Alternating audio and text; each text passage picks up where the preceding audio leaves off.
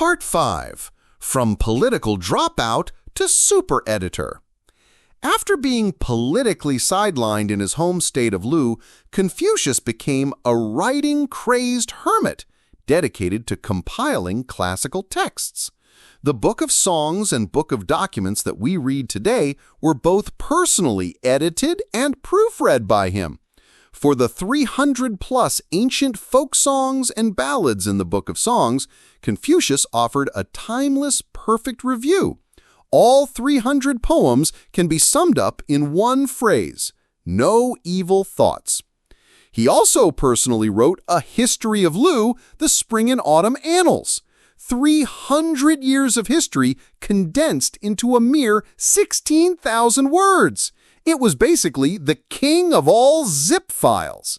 Later generations coined the term annals writing style for this approach. It meant covering everything but saying very little, leaving a lot of unsolved mysteries in its wake. In his political philosophy, Confucius championed a core idea: to govern by virtue. He believed that rulers are like the wind, and the common people are like grass. Whichever way the wind blows, the grass will follow. The virtue of the gentleman is like the wind, and the virtue of the common commoner is like grass, he said. This was essentially the earliest version of the elite leadership theory. But Confucius also said that for a society to stand, people cannot stand without trust. He even argued that integrity was more important than life itself. This sounded noble, but history has since proven that virtue alone isn't enough. You're always going to run into rascals and criminals, and for them, lecturing about virtue and kindness is like preaching to a stone. That's when the big hammer of the law has to come out. Confucius believed that human nature is essentially the same, but education makes all the difference. He championed the idea of teaching without discrimination, arguing that everyone should have access to education.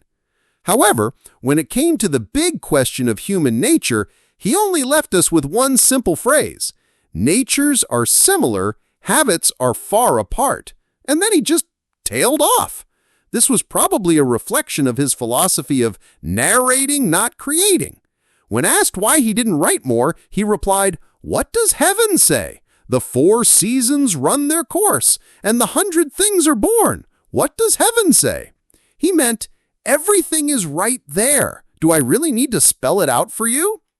Confucius also taught us how to be a superior person, or a gentleman. He set extremely high standards. A gentleman helps others succeed, is composed but not arrogant, has an independent mind, and can live in harmony with others without going with the flow. A gentleman is always at ease, with nothing to feel guilty about when they self-reflect. He also had a special focus on filial piety. He said it simply meant not disobeying your elders and respectfully caring for them. He used a great analogy. Animals can care for their young, but that's not filial piety because there's no sense of respect between them. Later, people often quoted him to criticize young people who leave their parents. "While your parents are alive, do not travel far." But they always left out the second half. If you do, you must have a set purpose. This meant go out and see the world, but have a legitimate reason for it. Confucius's students were ridiculously numerous, reportedly over 3,000. Out of that crowd, only 72 were truly successful. His teaching methods were way ahead of their time, like inferring the rest from one part. He encouraged students to combine learning with thinking. He said if you just learn without thinking, you'll get confused. But if you just think without learning, you'll hit a dead end. This was a study guide from 2,500 years ago. He also famously said, "Review the old and know the new," suggesting we use old knowledge to understand new things.